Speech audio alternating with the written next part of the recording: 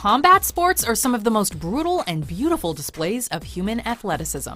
Welcome to Watch Mojo, and in this installment of Versus, we're putting boxing and MMA into the cage and closing the door behind them. For this showdown, we're looking at which fighting sport comes out on top. We'll be considering 5 crucial categories.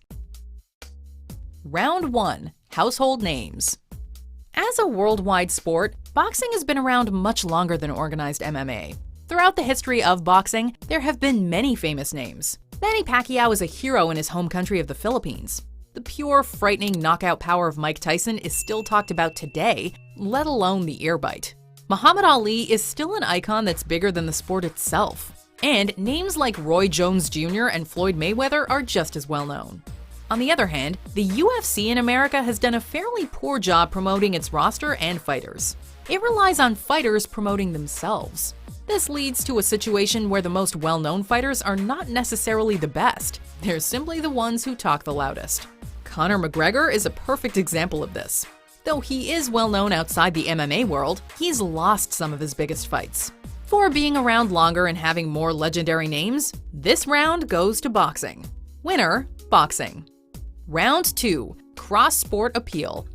Boxing is a highly specialized sport. The skills learned from fist striking may be helpful in Muay Thai or kickboxing, but they have limited use in a sport like wrestling or swimming. Many athletes have tried boxing plus another sport, but few have been very successful at both. Punching just doesn't lend itself well to football. Though, to be fair, agility, movement, and stamina are of course very important. And a football player does need to know how to take a hit and how to keep on going.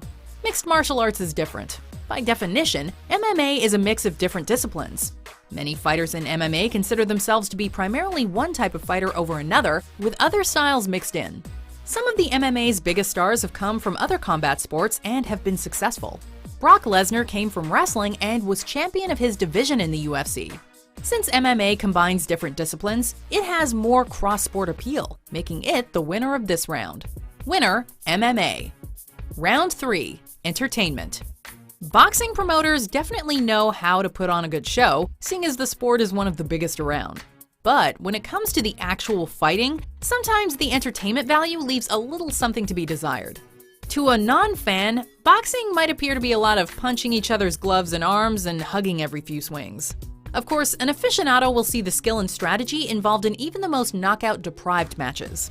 And when a big hit does land, boxing is very exciting. By virtue of the fact that MMA involves more than punches, it can oftentimes be more engaging. Kicks, knees, and elbows all lend themselves to more varied and interesting strikes and knockouts. They also do more damage by way of cuts, making MMA much bloodier on average. On top of that, submissions and chokes can also get the crowd going. And with less time involved than in boxing, the action is packed together more tightly. Since MMA fighters have more tools at their disposal to beat their opponents, MMA wins this round. Winner, MMA. Round 4. Skill. As previously mentioned, boxing makes use of a much more limited set of skills than MMA. Because of this, a boxer must really focus on and hone their craft. A boxer worries about movement, head bobbing, fist striking, and defense. By practicing their skills, they can achieve a very high level of proficiency in the sport. They don't need to worry about other things like takedowns and kicks. It's a much more narrow craft than MMA. A mixed martial artist must master a variety of disciplines to be great, or to even compete in MMA. A fighter without a ground game will be dominated by a wrestling-focused opponent. A wrestler who doesn't understand jiu-jitsu might be surprised by an unexpected submission. An MMA fighter might be truly great in one area, but they still have to learn many others. MMA fighters might be more well-rounded fighters, but since they can't focus in on a single area, boxing wins this round. Winner, boxing.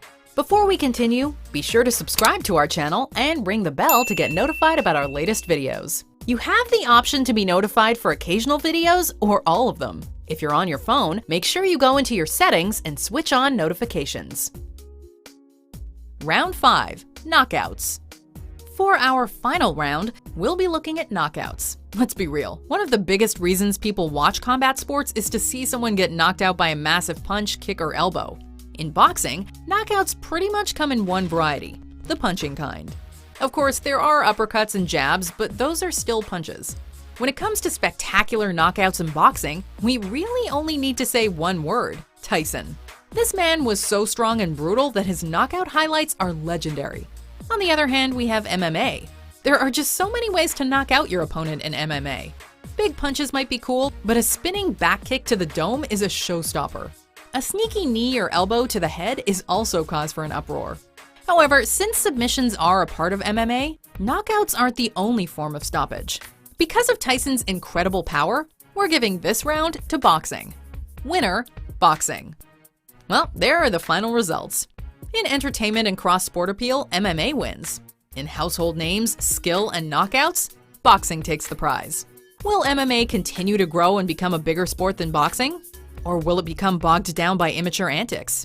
Be sure to debate it in the comments, and be sure to subscribe to Watch Mojo.